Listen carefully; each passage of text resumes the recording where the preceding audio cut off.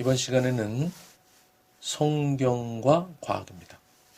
성경 속에 있는 과학적 사실들을 근거로 성경의 과학적 증거들을 말씀드리고자 합니다.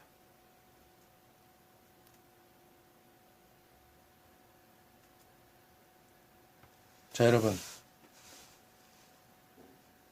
토끼가 되새김질하는 동물입니까?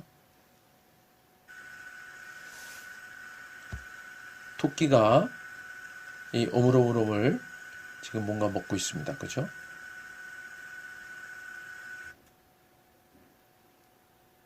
토끼는 과학자들 사이에서는, 특히 동물을 연구하는 사람들 입장에서는 토끼는 되새김질하지 않는 동물로 알려져 있습니다. 그런데 레위기 11장 6절에 보면 토끼도 새김질은 하되 굽이 갈라지지 아니하였으므로 너희에게 부정하고. 자, 지금으로부터 3,500년 전에 기록된 레위기 말씀에 토끼가 새김질한다고 되어 있는 겁니다. 자, 이때 기록할 당시의 상황은 어떤 상황이냐면요, 광야 가운데 있는 이스라엘 백성들이 광야에서 토끼를 본 겁니다. 그래서 모세에게 물어본 거예요. 모세요, 저거 토끼는 정한 동물입니까? 부정한 동물입니까? 왜냐? 정한 동물이면 먹어도 되고 부정한 동물이면 먹지 말아야 되는 거기 때문에, 그때 율법으로. 그래서 모세에게 물어본 거예요. 그랬더니 모세가 하는 말이 토끼도 새김질은 하되 굽이 갈라지지 아니하였으므로 너희에게 부정하다. 그러니까 새김질을 하는 동물은 먹어도 되지만 굽이 갈라지지 않았으니까 부정하다. 그러니까 토끼가 새김질을 한다. 그래서 먹을 수 있는 정한 동물인 것 같지만 굽이 갈라지지 않았기 때문에 부정한 동물에 해당돼서 먹으면 안 된다라고 얘기하는 거예요. 분명하게 토끼가 새김질하고 있다고 성경에서 말하고 있는 거예요. 그렇다 그러면 세상 과학에서는 토끼는 새김질하지 않는 동물인데 성경은 새김질한다고 되어 있으니 성경이 잘못된 것인가요? 자, 과학으로 성경을 보는 자유주의 신학자나 유신 진화론자들은 이래서 성경이 잘못됐다고 얘기할 수 있는 거예요. 분명히 과학은 새김질하지 않는 동물이잖아요, 토끼가. 그런데 자, 창조과학자는 어떻다 그랬어요? 성경을 통해서 과학을 보는 거예요. 그러니까 성경에 새김질한다고 됐으면 이거 맞는 거예요. 그럼 우리가 알고 있는 과학적 사실, 지식은 잘못됐거나 우리가 아직 모르고 있거나 그런 태도를 갖는 것입니다. 그러니까 이런 태도를 가졌던 독일의 프랑크푸르트 동물원 동물학자이셨던 그리찌맥 박사가 있어요. 이분은 동물학 백과 대사전을 쓸 정도로 유명한 과학자입니다. 그런데 이 그리찌맥 박사가 이 레위기 11장 6절 말씀을 읽고 나서 그런 생각을 하게 된 겁니다. 자기가 알고 있는 토끼는 새김질하는 동물이 아닌데 성경은 새김질하고 있다라고 말하고 있으니, 야, 그렇다면 내가 알고 있는 지식이 잘못됐을 수도 있겠구나라고 생각하고 이 그리찌맥 박사는 이 토끼를 24시간 관찰하기 시작했어요. 그랬더니 어느 날 밤 12시에서 새벽 3시 사이에 이 토끼가 굴에서 나와서 자기가 먹었던 음식을 토해서 다시 새김질을 하는 겁니다. 이것을 발견한 거예요. 그래서 그렇다면 이 토끼는 어떤 이유에서 새김질하고 어떤 방법으로 새김질을 하는 것인가를 또 연구를 했습니다. 그랬더니 이 토끼가요, 똥을 두 가지로 노는 것을 발견하게 됐어요. 한 가지는 일반적인 똥, 또 하나는 시코트로프라는 영양물질 또 색임 그런 되새김물이 들어있는 그런 똥을 누는 거예요. 그래서 이 토끼는요, 이 시코트로프라는 물질, 일반 똥이 아닌 다른 똥처럼 보이는 그 시코트로프라는 그 배설물을 다시 먹어야 이 토끼가 건강하게 살아갈 수 있는 거예요. 그래서 토끼를 예전에 애완토끼들 이렇게 잘 키운다고 하면서 깨끗하게 키운다고 하면서 이렇게 토끼장의 망을 이렇게 뚫어진 망 위에다 키워갖고 토끼가 이 자기 이 배설물을 접하지 못하면 이유 없이 이게 영양실조로 죽게 되는 거예요. 그래서 이런 토끼의 이런 이런 첫 번째 똥, 그러니까 시코트로프라는 물질이 있는 그 똥, 그것을 먹어야 되는 것을 몰랐을 때는 토끼가 왜 죽는지를 모르고 죽이는 경우가 많았던 거예요. 자, 성경에 기록된 토끼는 책임질을 한다는 것을 믿고 그것을 연구했던 과학자가 실제로 토끼가 되새김질하는 것을 발견하게 된 겁니다. 그래서 지금은 토끼를 소처럼 되새김질하는 동물로 분류하진 않지만, 왜냐하면 되새김질하는 동물은 위가 4개 있어요. 그래서 제4위에서 반추랍니다. 되새김이라고 반추이라고 그러죠. 그런데 이 토끼는 위가 하나잖아. 그렇죠? 그래서 동물을 분류할 때 단위동물, 위가 하나인 동물, 단위동물, 그리고 위가 4개에서 이 반추, 되새김질하는 동물, 반추동물 이렇게 분류를 합니다. 근데 이 단위동물인데 되새김질하는 거. 그래서 이 토끼는 유사 되새김질 동물이라고 분류합니다. 지금은 슈도 루미넌트 애니멀 이렇게 분류해요. 성경을 믿고 연구한 과학자가 위대한 발견을 이룬 것입니다. 자, 시편 8편 8절 말씀에 또 이런 말씀이 있습니다. 자, 여러분 이제 구약 성경은 거의 대부분 3,000년에서 4,000년 지난, 그죠? 그 전 기록물들이에요. 그런데 이런 말씀에 지금 무슨 말씀이 있냐면 공중의 새와 바다의 물고기와 바닷길에 다니는 것이니다 라는 말이 있습니다. 자, 공중의 새와 바다의 물고기와 바닷길이란 말이 있어요. 바닷길. 바다에 길이 있다 이런 뜻이에요. 그런데 이 바다에 길이 있다는 말을 사람들이 이해하지 못했어요. 그 망망한 바다에 물만 있는데 무슨 길이 있냐 이렇게 생각했었죠. 그런데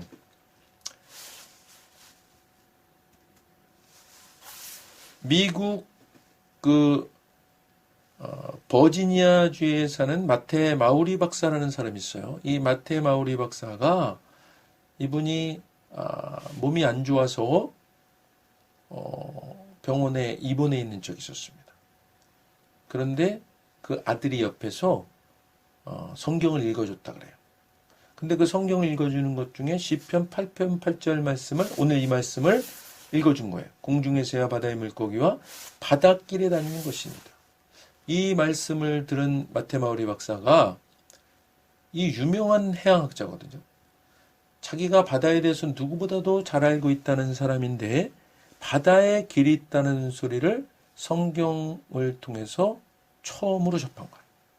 그래서 이 마테마우리 박사가 이제 자기가 몸이 다 회복되고 나면 이제 이 성경 말씀에 있는 바닷길을 연구해 봐야 되겠다라는 마음을 가지고 이분이 회복한 후에 연구해서 실제로 바다의 길, 해로가 있다는 것을 발견합니다.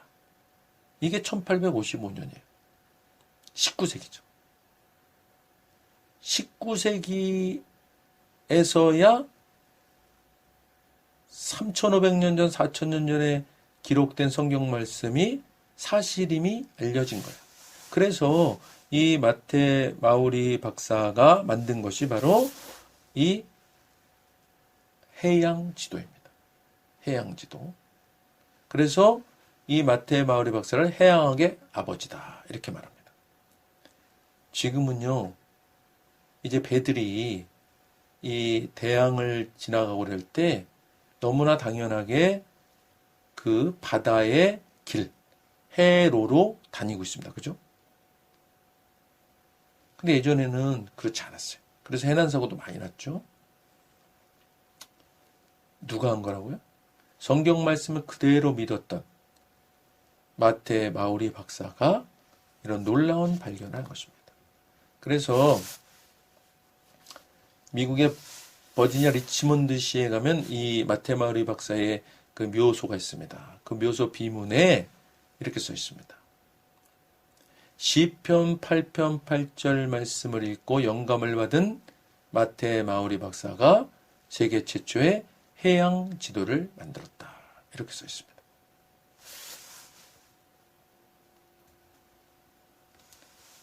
자, 욥기 38장 16절 말씀에는 또 이런 말씀이 있습니다.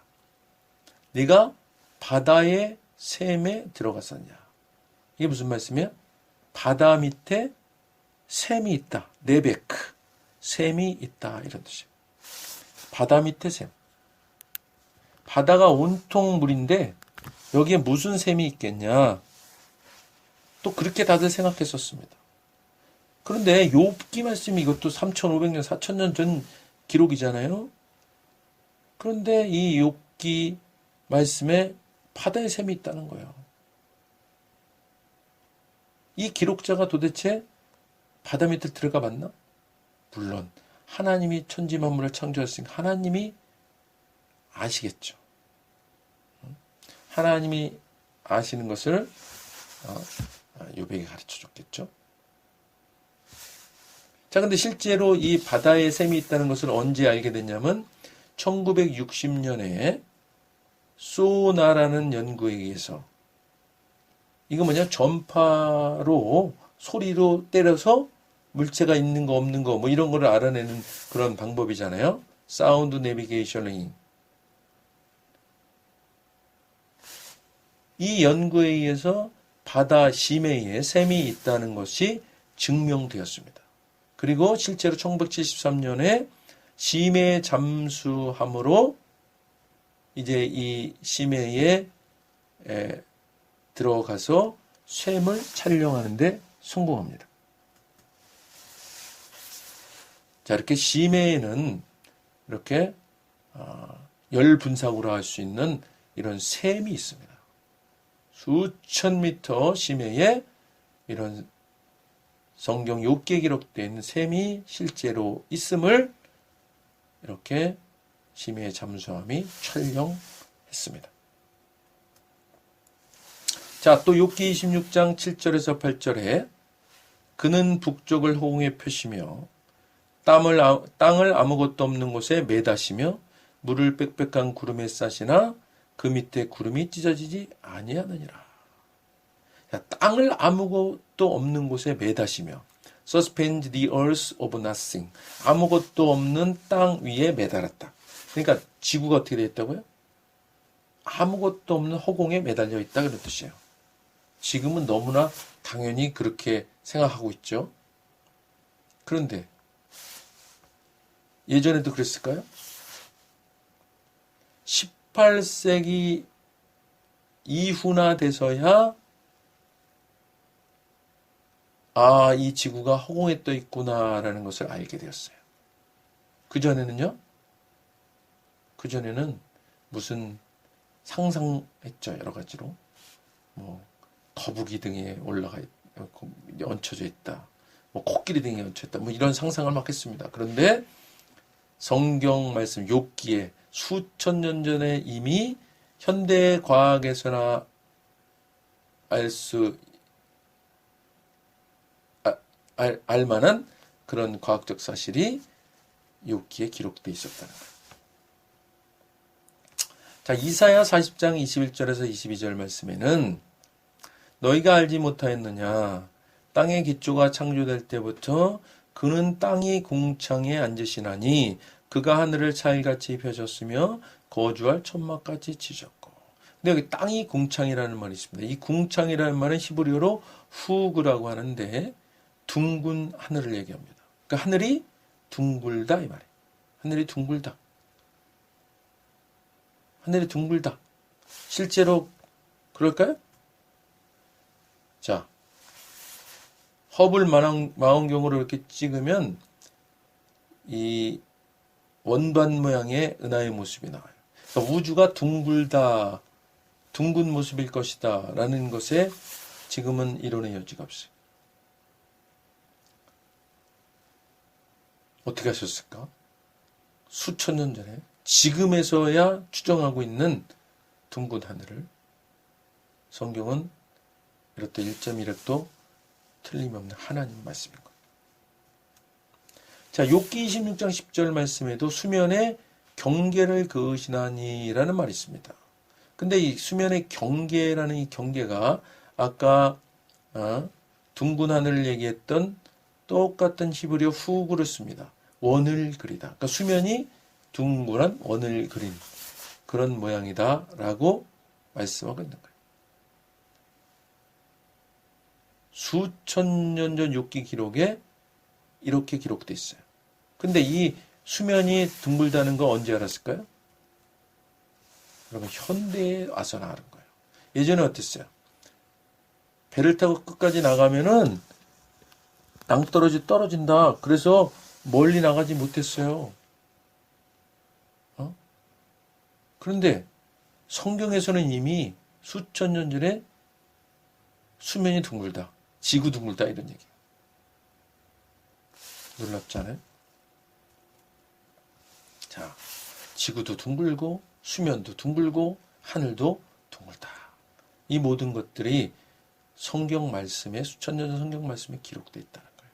현대 과학에서나 알 수 있는 그런 과학적 사실들이 성경에 수천 년 전에 이미 기록되어 있었다는 거예요. 자, 여러분, 우주 질서의 근원은 뭐라고 생각하세요? 히브리서 말씀을 보면 히브리서 1장 3절 말씀에 그의 능력의 말씀으로 만물을 붙드시며 라는 말씀이 있습니다. 자, 만물이 어떻게 붙들려 있다고요? 말씀으로. 자, 현대 과학에 밝히고 있는 사실은 이겁니다. 우주 질서가 유지되려면 별들 상호 간의 중력의 균형이 이루어져야 한다. 그러니까 우주에 엄청나게 많은 별들이 있잖아요. 그런 그 별들이 그죠? 떨어지지 않고 그대로 그죠? 자기의 운행 궤적을 유지하면서 돌고 그 위치에 있고 이런 것들이 다 뭐예요? 별들 상호 간의 중력의 균형 때문에 그래요. 이 광활한 우주가 중력의 균형이 이루어졌다. 그러면서 과학자들이 지금 뭐라냐면 미세에 조정돼 있다. 미세 튜닝돼 있다. 여러분, 라디오 사이클을 우리가 마칠 때 극동방송 93.3MHz. 그죠? 정확히 맞춰야 정확한 소리가 들리잖아요. 그죠? 그런 것처럼 이 우주가 그렇게 미세에 조정돼 있다. 그런데 그것이 뭘로 붙들려 있다? 히브리서 1장 3절에 보니까 말씀으로 붙들려 있다. 말씀으로. 그러니까 우주 전체가 중력의 균형으로 이루어졌는데 성경에서는 말씀으로 붙들고 있다는 말이에요. 그것이 아주 미세 조정되어 있다. 다시 말하면 그 말씀으로 또 흩어질 수 있다는 얘기예요. 어느 순간. 여러분, 우리가 이렇게 살아있는 거, 이 자리에 이렇게 있는 거 우연이 아니라 그랬잖아요. 하나님께서 미세 조정한 그 중에 일부로 우리가 이 땅에 와 있다. 이 말이에요. 그러니까 이 모든 것들이 저절로 되는 것이 아님이 명명백백하게 과학적으로도 이야기하고 있고 성경에서 무엇보다도 말씀하고 있는 겁니다. 자, 우주 보세요. 그렇죠? 그 수금 지화목도 1000여 그리고 수많은 은행에 그죠? 1000억 개 곱하기 1000억 개 그런 수많은 별들 이 모든 것들이 다 뭐예요? 중력의 균형으로 미세에 조정되어 있다. 근데 그것이 히브리서 말씀 보니까 말씀으로부터 나왔다. 자, 전도서 1장 6절 말씀에는 바람은 남으로 불다가 북으로 돌아가며 이리 돌며 저리 돌아 바람은 그 불던 곳으로 돌아가고 이런 말씀이 있어요. 이게 무슨 말씀인지 몰랐어요. 그런데 17세기의 하틀리가 대기가 적도에서 상승한 기단이 양극으로 이동한다 그러면서 대기의 순환을 발표했어요. 또 19세기 코리올리는 북반구와 남반구에서 반대 방향으로 휘어지는 대기의 움직임이 관찰되었다라고 발표했습니다. 그러니까 이런 대기의 순환이 17세기나 19세기에 대해서나 알려졌는데 그것이 전도서 말씀에 기록되어 있단 말이에요. 그러니까 수천 년 전에 기록된 성경 말씀에 이미 현대 과학에서나 알아야 될 만한 그런 과학적 사실들이 기록되어 있었다는 거예요. 그러니까 성경이 어떻게 과학적이지 않다고 말할 수가 있어요. 성경은 과학책은 아닙니다. 그렇지만 과학도 하나님께서 만드신 창조물 중에 일부예요. 그러니까 당연히 성경과 일치하는 것이 참 과학인 거예요. 할렐루야. 자, 필리핀에 예전에 엄청난 그 태풍으로 인해서 따클로바란이라는 그 섬이 완전히 그냥 그 물에 다 휩쓸려 가버렸어요. 한 30m 정도 되는 파도가 지나갔다 그래요. 이게 지금 야자 수가 그냥 뚝뚝 부러진 거예요. 그러니까 이때 막 해일이 몰려오니까 태풍 해일이 몰려오니까 이때 이 야자수로 막 올라갔던 사람들이 야자수가 부러지면 죽고 그죠? 부러지지 않고 다행히 있었으면 사는 거예요. 이게 그 현장이에요. 엄청난 사람들이 죽었습니다. 이게 다 뭐야? 태풍도 대기의 순환 과정 중에서 일어나는 거. 자, 이것은요. 지금 이 큰 배가 그 태풍 해일에 의해서 도로 위로 올라와 있는 거예요.